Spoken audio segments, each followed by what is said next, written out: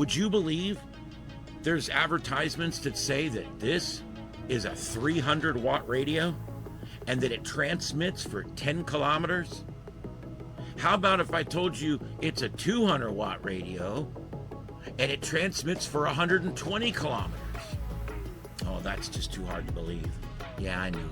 What if I told you that this thing right here, okay, and I'm looking because there's a bunch of these here that I'm choosing from.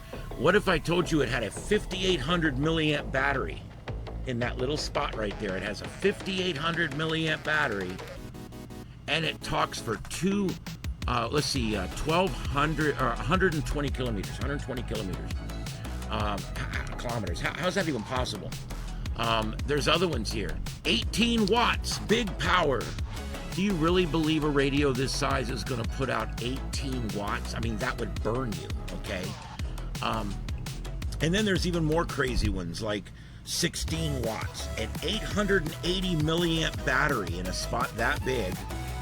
That's the UV10R they're advertising there. It's 16 watts. Now, you know when they test that, it's going to be probably the 8 watt version of the UV5R is probably what it is.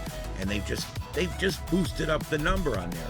You got the UV13 Pro. It talks for 50 kilometers. Could you believe that? 50 kilometers. You could have this little radio, hello, and then 50 kilometers away, some 30-something miles away, you could just key up and say, yeah, go ahead. Yeah. Then you get the crazy one. What if I told you that Baofeng sells this radio in a 12,000 watt version? I mean, that's just ridiculous. So this is like a broadcast station at 12,000 watts, a Type A station.